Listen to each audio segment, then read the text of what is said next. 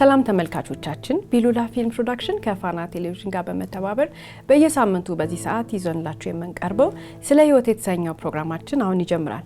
ስለ ህይወት ፍርድ የተሰጠባቸውን እውነተኛ ወንጀል ታሪኮችን ለእናንተ ለተመልካቾች በድራማ መልክ እያቀናበርን ይዘን የምንቀርበው ፕሮግራም ይሆናል። የዛሬውን ፕሮግራም ይዘንላችሁ የቀረብነው እኔ በስራት ገመቹና ሜሪ መላኩ አንድ ላይ በመሆን ነው። እስከ ፕሮግራማችን ፍጻሜ ድረስ አብራችሁን እንድትቆዩ እንጋብዛለን። እናመሰግናለን። የዛሬ ወንጀል ታሪካችንን ስንመለከተው የጀመረው ገና ከ20 ዓመት በፊት ነው። ከ20 ዓመት በፊት ታዬና ይልማ የተባሉ ሁለት ግለሰቦች በሬ ይሰርቃሉ። በሬ ሰርቀው በኋላ በአካባቢው የነበረው ጣቢያ እንዲመረምር የወንጀል ታሪኩን ስርቆቱን እንዲመረምር የመደበው በላቸው የተባለ መርማሪ ፖሊስ ነው። ይሄ መርማሪ ፖሊስ ደግሞ ብዙም ሳይቆይ ሁለቱን ግለሰቦች ይይዛቸዋል እንደሰረቁ። ወደ ጣቢያ ቀርበው በሬውን የታደረጋችሁት የተሸጣችሁ ተብሎ ሲጠየቁ ከጓደኞቻችን ጋር ሆነን አርደን በላ ነው እና ጠጅ ገዝተው በሬውን አርደው እንደ ትላንትና ማታ ሲበሉ ሲጠጡ እንዳመሹና የቀረውን ስጋ ደግሞ እንደሸጡት ነው የተናገሩት። የበሬውን ባለቤት ያውቁታል፣ ሌቦቹን ያውቋቸዋል እና በተደረገው ድርጊት ደግሞ በጣም ተናደው ነበረ። እውነትም ለየት ያለ ነገርና የሚያበሳጭ ነገር ነው እና በዚህ በመናደዳቸው ምክንያት ሌቦቹን የበሬውን ቆዳ አስለብሰዋቸው ሰፈራቸውን 5 ጊዜ ሌባ ሌባ ሌባ እየተባሉ እንዲዞሩ ነው የተፈረደባቸው እና እንግዲህ በጣም ከባድ ቅጣት ነው። ሰው እንዲህ ተብሎ እዛ ሰፈር ውስጥ መኖር ከዚህ በኋላ በጣም ከባድ ነበረ። ግን አቶ በላቸው ወይንም መርማሪ በላቸው ስለተናደዱ ይህንን አድርገዋል። እንግዲህ ታዲያ እነዚህ ግለሰቦች እጅግ በሚያሳፍር መልኩ ዛሬ በሬ ዘርቀው በፖሊስ ቁጥጥር ስር ውለው በጥፋታቸው ልክ ተፈርዶባቸው የእስር ጊዜያቸውን ጨርሰው ሁለቱም በተለያየ የህይወት አቅጣጫ ሆነው ህይወታቸውን መምራት ጀመሩ። በሌላ በኩል ደግሞ ከትላንቱ የፖሊስ መርማሪና ከዛሬው አባባ በላቸው ጋር 51 ዓመታትን በትዳር አብረው የኖሩት እማማ ዝኑ ያብራካቸው ክፋይ ከሆነው ልጃቸው የሚሰሙትን ነገር ለማወቅ እጅጉን ቸኩለዋል። ሆኖም በውድቅት ሌሊት በራቸው ሲቆረቆር እንደ ወትሮ ባለቤታቸው በላቸው የሌሊት ስራቸውን አከናውነው ወደ ቤት የተመለሱ ስለመሰላቸው የቤታቸውን ሳንቃ በፍጥነት ነበር የከፈቱት። ነገር ግን ከበራቸው በራፍ ላይ ቆሞ ያዩት ባላቸውን ሳይሆን ልጃቸውን ነበር። እማማ ዝኑ ልጃቸውን ሲመለከቱ አንዳች ክፉ ነገር ቤታቸው እንደገባ ተጠራጥረዋል።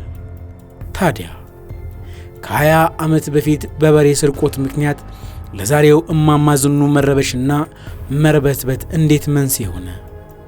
ከ20 ዓመታት በፊት የሰረቁት እኚህ ወጣቶች ከዚህ ሁሉ ዓመታት በኋላ እንዴት የሁለቱም የህይወት አቅጣጫ ተለያየ? በዚህ መንደር አንቱታን ያተረፉትና የተከበሩት አባባ በላቸውስ በበሬ ስርቆት ጦስ ምን ደረሰባቸው የሚለውንና በታሪኩ ላይ በምንዳሰሰው ፕሮግራም ላይ ሌሎች ተያያዥ ጥያቄዎችን መልስ ለማግኘት የዛሬውን ሙሉ ፕሮግራም ይከታተሉን እያለን ጋበዝናችሁ።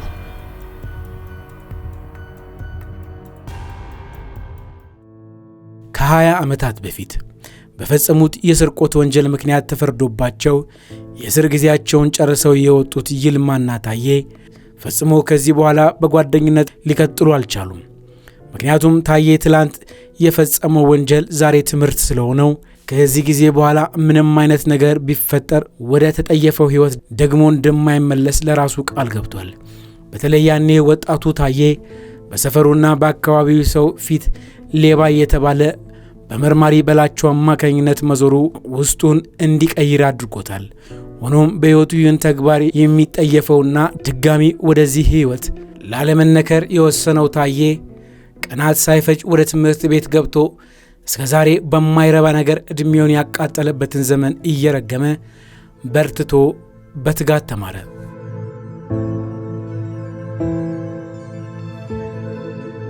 የኋላውን ማንነቱን እንደ ልብስ ከውስጡ አውልቆ የጣለው ታዬ አሁን ያለበትን ዓላማ ሳይዘነጋ በርትቶ ተምሮ በሁለተኛ ዲግሪ ተመርቆ በአንድ ኤንጂኦ ድርጅት ውስጥ ምክትል ሥራ አስኪያጅ ሆኖ ይሰራል።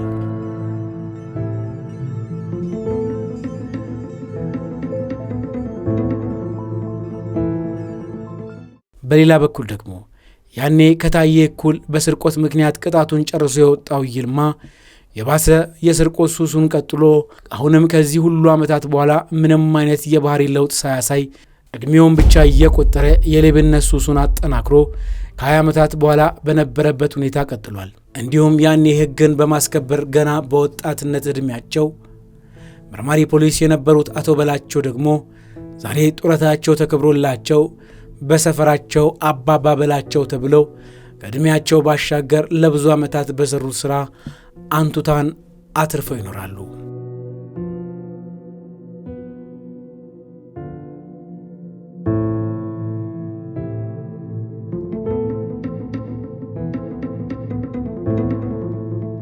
ታዲያ እነዚህ ከዛሬ 20 ዓመታት በፊት የሚተዋወቁት 3 ግለሰቦች እንዴት ከ20 ዓመታት በኋላ ተገናኙ?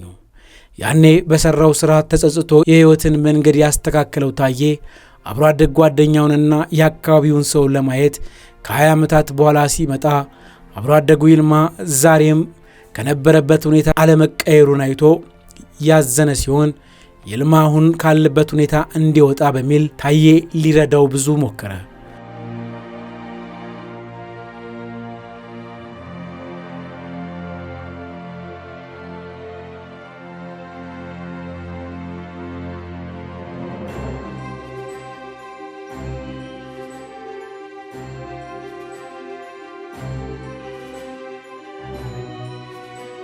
ሆኖም የጓደኛው ሕይወት ያሳሰበው ታዬ በተለያዩ ጊዜ እያገኘው ወደ ትክክለኛው ሕይወት መንገድ ሊመራው ብዙ ደከመ።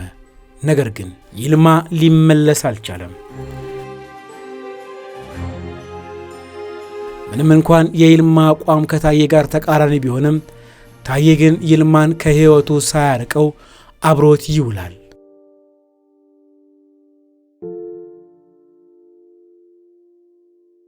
በአንድ ቀን በመዝናኛ ቦታ አብረው ተሰይመው እየተጫወቱ ሳለ ታዬ ከይልማ አፍ የወጣውን ነገር ማመን አቃተው። ሆኖም እኚህ ሁለት ጓደኛሞች በዚህ ቦታ መጠጥ እየተጎነጩና እየተጫወቱ የተሰየሙ ቢሆንም የኋላ ኋላ ይልማ በመጠጥ ግለትና ሙቀት ለታዬ በጆሮ ሹክ ያለው ነገር ታዬን አሳስቦታል።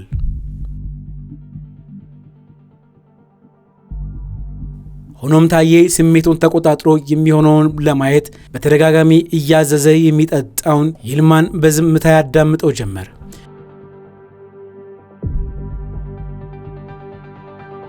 በዚህ ስሜት ውስጥ ያለው ይልማ ቀጥሎም ወደ እኚህ ጎልማሳ እየጠቆመ ሆድ ያባውን ብቅል ያወጣዋል ነውና ነገሩ እንበቀላቸው በማለት በስተ መጨረሻ የውስጡን ተነፈሰ።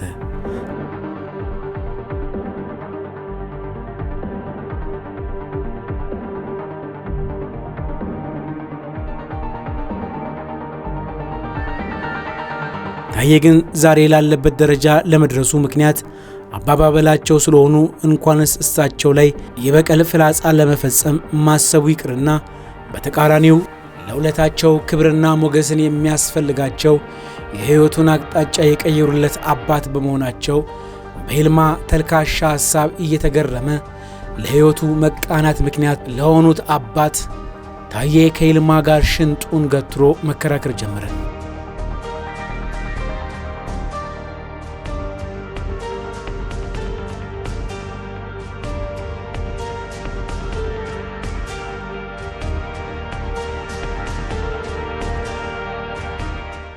ከመጀመሪያው ጀምሮ ልቡ በቂም ቁርሾ የተመረዘው ይልማ ግን የታዬን ሐሳብ እንደ ተረት ቆጥሮት በፍጹም ሊቀበሉ አልቻለም።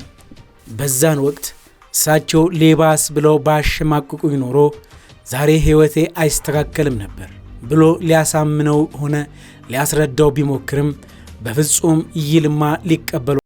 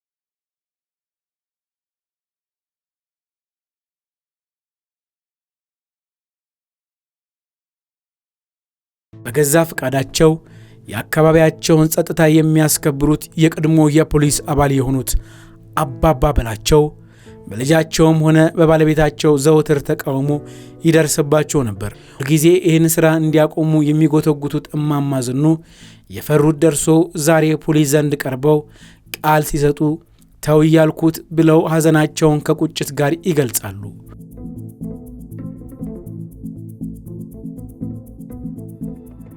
ሆኖም እኚህ የሀገር ኩራት የሆኑት አባባ በላቸው ሁልጊዜ ቀን በመተኛትና ማታ ደግሞ ከጸጥታ አስከባሪዎች ጋር ተባብረው የአካባቢውን ሰላም ለማስከበር ሲተጉ የትኛውም አካል ለላባቸውና ለድካማቸው የከፈላቸው አልነበረም።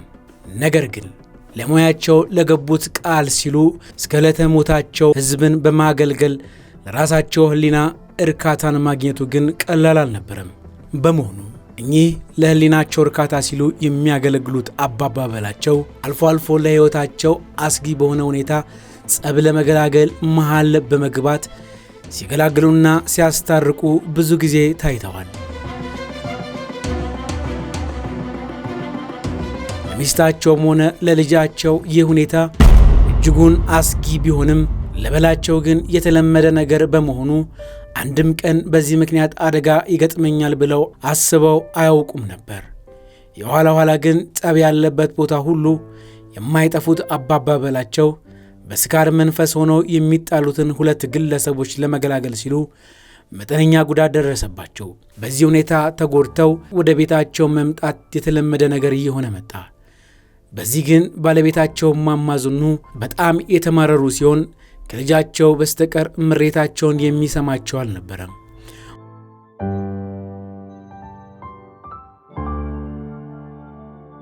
ሁሌም እማማ ዝኑ ባለቤታቸው አባባ በላቸው ለሥራ ብለው ወጥተው እስኪመለሱ ድረስ ለፈጣሪ አደራ ብለው በጸሎት ይጠይቁ ነበር።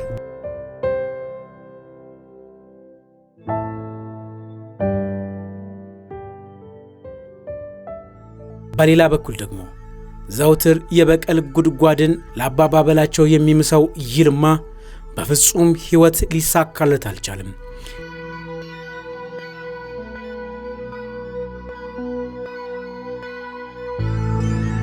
በተለይ የትዳር አጋር ለማግኘት ችግር ሆነብኝ ብሎ የሚያስበው አባባ በላቸው ያኔ በሰፈር ሕፃናት ሌባ ስላስባሉት ብዙ ሴቶች በዚህ ምክንያት አይቀርቡኝም ብሎ ያምናል።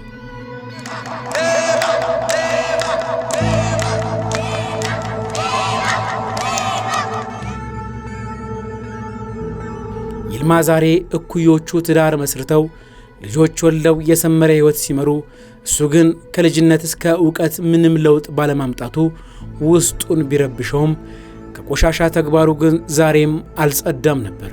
ይልማ ለሕይወቱ መውደቅ ምክንያት ሲሰጥ ግን ዛሬም በሕሊናው ድቅን የሚሉበት አባባ በላቸው ናቸው።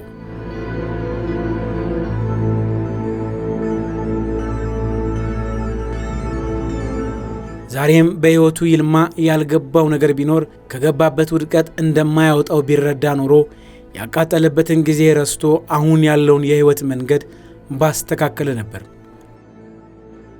እሱ ግን ወደ ኋላ 20 ዓመታት ተመልሶ አባባ በላቸው የቀጡትን ቅጣት እያስታወሰ ሕይወቱን ሳያቃና ውስጣዊ በቀልን በውስጡ እየጠነሰሰ በዚህ መልኩ ሕይወቱን ይመራል። ይልማ ያኔ የእስር ጊዜውን ጨርሶ የወጣውንና ትምህርት ሆኖት ራሱን የቀየረው ጓደኛው ታዬን ማየት አልፈለገም። ታዲያ ዛሬ በዚህ ፖሊስ ጣቢያ ቀርቦ በፖሊስ እየተጠየቀ ያለው ታዬ ግን ለፖሊስ ስለ አብሮ አደጉ ይልማ በሰዓቱ ምንም አይነት ፍንጭ አልሰጠም ነበር።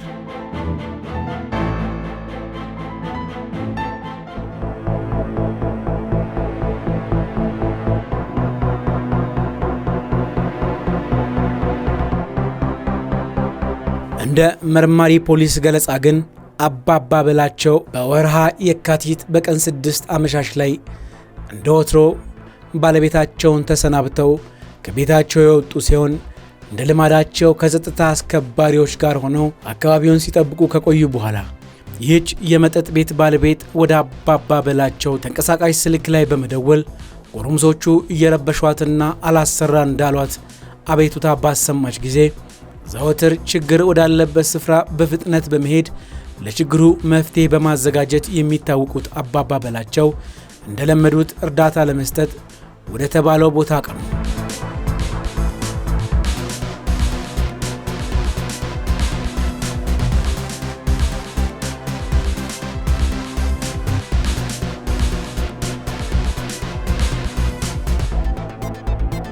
በዚህም መሰረት እንደተባለው በዚህ ምሽት ቤት በሚያመሹ በሁለት ወጣቶች መሃል በተፈጠረ አለመግባባት ምክንያት መጠጥ ቤቱ ከመዝናኛ አልፎ በስድብና በቃላት ውርወራ ታውቋል።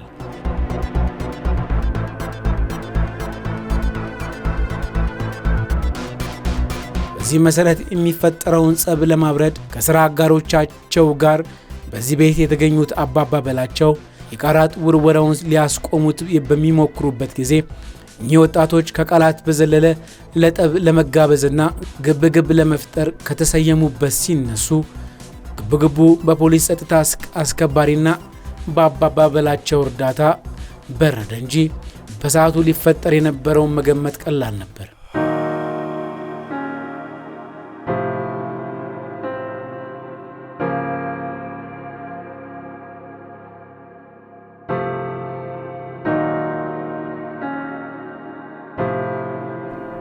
ሆኖም አባባ በላቸው ጸቡ ከበረደ በኋላ እንደ አባትነታቸው በስሜታዊነት ለጠብ ሊጋበዙ የነበሩትን ወጣቶች ገስጸው አስታረቁ። በዚህም ደግሞ የመጠጥ ቤት ባለቤቷ በአባባ በላቸው ደስተኛ ሆና በራሷ ኪሳራ መጠጥ ይጋበዝቻቸው ሲሆን ግብዣዋን አክብረው አቶ በላቸው አንድ ቢራ ተጎንጭተው ወደ ቤታቸው አቀኑ።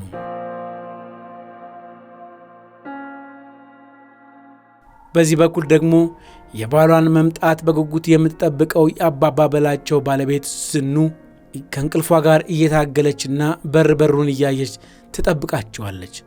ምንም እንኳን ባሌ በሰላም ወደ ቤቱ ይመጣል ብላ በጉጉት የምትጠብቀው ዝኑ ውስጧ ግን አንዳች በማታውቀው ነገር ተረብሿል። እንዲሁም ደግሞ አገር ሰላም ብለው ወደ ቤታቸው ለመሄድ የወጡት አባባ በላቸው በዚህ መልኩ ወድቀው ሲገኙ በአካባቢው ሰው ጥቆማ መሰረት ቦታው የተገኘው መርማሪ ፖሊስ አስክሬናቸውን ለምርመራ ወደ ሆስፒታል ከላከ በኋላ በቅድሚያ ለልጃቸው ነበር የደወለው። እንደ ወንድ ልጃቸው ገለጻ ጋሽ በላቸው ራቅ ወዳለ ቦታ ነበር ተደብድበው ተጥለው የተገኙትና በዛ ጊዜ ምንም አይነት ጋሽ በላቸውን የሚገልጽ ቦታቸውን የሚገልጽ ምንም አይነት መረጃ ይዘው አልነበረም። ወደ ፖሊስ ነበር ደግሞ በአካባቢው ተጥለው ያገኛቸውና ቀጥታ ወደ ሆስፒታል ነበር የወሰዳቸው። ወደ ሆስፒታል ሲሄዱ ምንም አይነት እንደነገርኩሽ ጋሽ በላቸውን የሚገልጽ ምንም አይነት መረጃ መታወቂያም ይሁን አልያዙም ነበር እኚህ ሰውና በጣም ከባድ ነበረ። ይህ ሁኔታ ደግሞ እኚህ ሰው ማናቸው፣ እንዴት ጥቃት ደረሰባቸው፣ ከሌላ ሰው ጋር ያላቸውን ነገር ለፖሊስ ይሄ ትንሽ ከባድ ነገር ነበረ፣ የሰውየው ማንነት አለማግኘት። ነገር ግን ገና እንዳየቻቸው የሆስፒታሏ ነርስ እንዴ ጋሽ በላቸው አቃቸዋለሁ የሚል እንግዲህ የምትል አንዲት ነርስ ተገኘች። በእሷ መረጃ መሰረት መርማሪዎቹ ወደ ጋሽ በላቸው ቤት ያመራሉ። ከሌሊቱ 7 ሰዓት ላይ ሲሄዱ ወንድ ልጃቸውን ነው ያገኙት። ከዛ ይጀምራል እንግዲህ የጋሽ በላቸው ጥቃት ምርመራ ማለት ነው። በሰዓቱ ምርመራው ሲደረግ እንግዲህ እሳቸው ምንም አይነት ጠላት የላቸው። ከዛ ውጪ ዘረፋ ነው ተብሎ ተገምቶ ነበረ። ግን ተጥለው ከተገኙበት ቦታ ትንሽ ሄድ ብሎ ከቀናት በኋላ ስልካቸውም የኪስ ቦርሳቸውም ኪሳቸው ውስጥ የነበረው ገንዘብ ሳይቀር ሁሉ ነገር ተገኘ። ስለዚህ ዘረፋ አይደለም ይሄ ነው የሚባል ጠላትም የላቸውም። ማን ይሄን ያደረገባቸው የሚል ጥያቄ በጣም ግራ ተጋብተው ነበረ። በእለቱ እሳቸው ጉዳቱ በደረሰባቸው ቀን ማታ ላይ አብረዋቸው ያመሹት ሰዎች ነበሩ፣ ያዩዋቸው ሰዎች ነበሩ። ደናደሩ ተባብለው እንደተለያዩ ከማንም ሰው ጋር የታየ ግጭት እንዳልነበራቸው ነው የተናገሩት። እንደተለመደው ግን እሳቸው በአካባቢው ጸብ ሲፈጠር የማስታረቅ የመሸምገል ስራቸውን ሰርተው ነገር ግን ሰላማዊ በሆነ ሁኔታ ነበረ ወደ ቤታቸው የሄዱትና ማንም ሰው መረጃ ሊሰጣቸው አልቻለም። ይሄ ነው የሚባል ለፖሊስ ለምርመራ መነሻ የሚሆን ነገር ነበር ያጡት። ነገር ግን ፖሊስ አሁንም ጥልቅ የሆነ የተለያየ ምርመራ ቴክኒክ በመጠቀም ምርመራውን ቀጠለ ማለት ነው።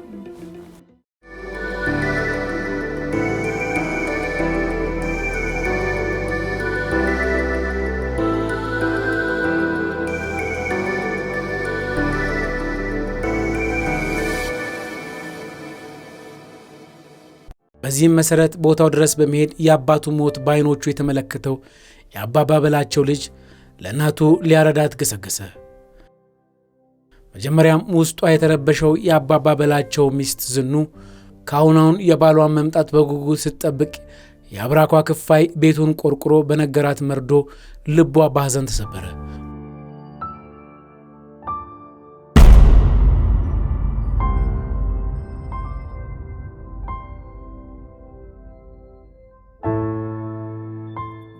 ሆኖም መርማሪ ፖሊስ አባባ በላቸው ላይ ይህን አሰቃቂ ጥቃት ማን እንደፈጸመባቸው ለማጣራት ስራውን ጀመረ።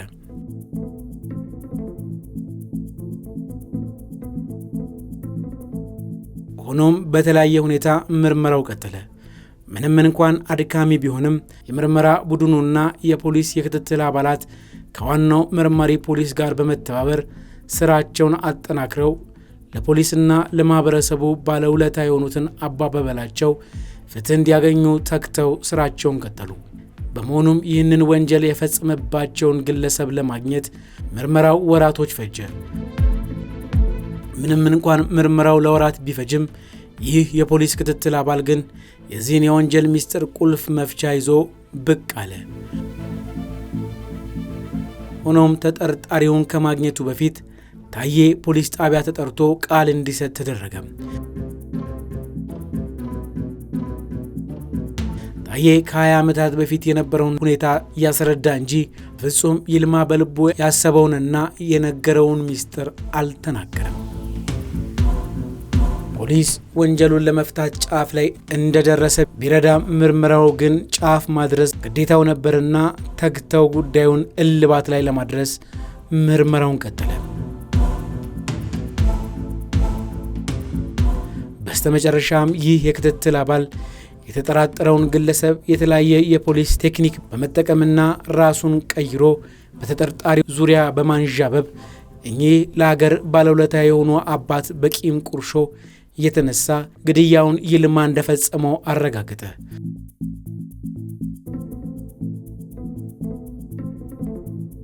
በስተመጨረሻ ምርመራ ተካሂዶ የተደረሰበትን ውጤት ከፖሊስ የሰማው የይልማ አብሮ አደግ ታዬ በስተመጨረሻ ማረጋገጫ የሆነውን ቃል ለመርማሪ ፖሊስ ሰጠ። በመሆኑም ሲዝትና ለበቀል ጊዜ ሲጠብቅ እንደነበረም በቃሉ አስረዳ።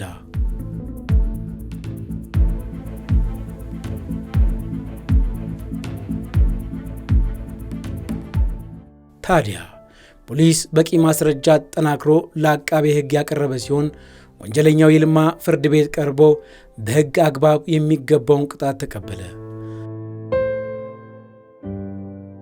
እንዲሁም ደግሞ ትላንት የፈራችው ነገር ደርሶባት በሐዘን ልቧ የተሰበረው የአባባ በላቸው ሚስት ዝኑ ከዚህ በኋላ ያለ አባባ በላቸው ለብቸኝነት ሕይወቷን እንድትመራ ተገደደች።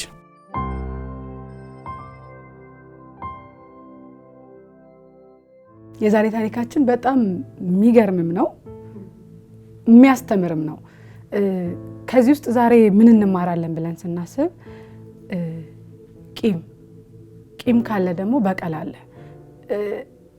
ሁልጊዜ በሚደርሱብን ጥቃቶች ቂም የምንይዝ ከሆነ ነፍሳችን እየቀጨጨች እያነሰች ነው የምትመጣው እና ከዚህ ልጅ የምንማረው ምንድነው? ከዚህ በፊት ጋሽ በላቸው እንደ መርማሪ እሱ ደግሞ እንደ ወንጀለኛ ቅጣት ተቀጥቷል።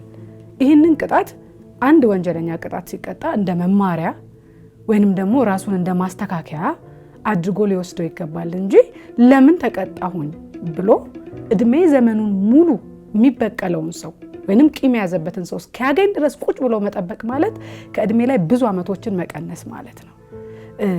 ይህ ልጅ ከጓደኛው ወይንም አብሮ ከተቀጣው ልጅ ጋር መማር ይችል ነበረ።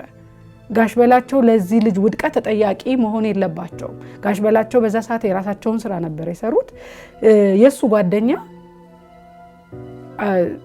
አልቀረም እዚህ ሀገር ውስጥ እንደውም መታሰሩ ጥሩ ደረጃ ላይ እንዲደርስ አድርጎታል። ራሱን እንዲመለከት አድርጎታል። ብዙ ጊዜ የሚደርሱብንን ቅጣቶች ቅጣቱን ሳይሆን መመልከት ያለብን ለምንድን ነው የተቀጣሁት፣ ምን አድርጌ ነው የተቀጣሁት። ስለዚህ ራሳችንን ማስተካከል፣ ራሳችንን ወደ ራሳችን መመልከት መቻል አለብን እንጂ ሁልጊዜ ቂም የምንይዝ ከሆነ በጣም ከራሳችን ላይ ብዙ ነገር እናጣለን። በቀለኛ እንሆናለን። ከዛ በኋላ ላለፈው ቅጣት አይደለም ሌላ ቅጣትን እንወልዳለን። ቂማችን ሌላ ጥፋት፣ ሌላ ውድቀት፣ ሌላ ክስረት ውስጥ ይከተናል። ስለዚህ በፍጹም ጭንቅላታችን ሰላም ማደር ካለበት፣ ጥሩ እንቅልፍ መተኛት ካለብን ቂም የሚባለውን ነገር ማስወገድ አለብን። መጥፎ ነገር ነው። ከዚህ በተጨማሪ አሁን ላይ እንግዲህ የትላንትናው መርማሪ በላቸው የዛሬው አባባ በላቸው ሆነው በአካባቢያቸው የሚወደዱ የተመሰገኑ ትልቅ ሰው ናቸው። ጡረታ ላይ ነው ያሉት። እርግጥ ማህበረሰባቸውን፣ ጎረቤቶቻቸውን፣ አካባቢውን ሁሉ ሲረዱ ሲያግዙ የነበሩ ሰው ናቸው። ጸጥታ በማስከበር ማለት ለዛ የሚከፍላቸው ምንም አይነት አካልም አልነበረም። የተለመደው እድሜ ልካቸውን የለፉበት ጡረታቸውን ነው ሲወስዱ የነበሩት። የሚያደርጉት ነገር በጣም በጎ ነገርና የሚያስመሰግናቸው ነገር ነው። ግን እኚህ ሰው ራሳቸውን አደጋ ላይ እየጣሉ ጎረምሶች ሲደባደቡ፣ ጎረምሶች ጸብ ሲፈጥሩ፣ ብዙ በተለያዩ የስለት ነገሮች ሁላ ጥቃት አንዱ ላይ ሲፈጽም መሀል ገብተው ይገላግላሉ እና ራሳቸውን ይጎዱ ነበረ በተለያየ ጊዜ። በመጨረሻም እንግዲህ እዛው ይሄንኑ ተግባር ሊፈጽሙ ሲወጡ ነው ይሄ ግለሰብ ያገኛቸው።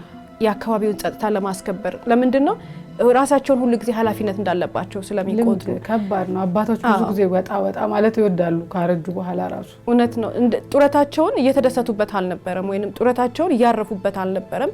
ማታ እንደዛ አድርገው አካባቢውን ጸጥታ ሲያስከብሩ ነው የነበረው። ስለዚህ ይሄ ተግባራቸው መጨረሻ ላይ ለዚህ ጉዳት ዳርጓቸዋል። ለመገላገልም እኮ መሀል ላይ ገብቶ እነዚህ የሚጣሉ ሰዎች አንደኛ መጠጥ የጠጡ ናቸው። ብዙ ጊዜ በመጠጥ ኃይል ውስጣቸው የሚያደርጉትን ነገር አያውቁም። ከዛ በተጨማሪ ደግሞ ወጣት ልጆች ናቸው፣ ጎረምሶች ናቸው እና እሳቸው ለመገላገል የሚበቃ ጉልበትም የላቸውም፣ ደክመዋል።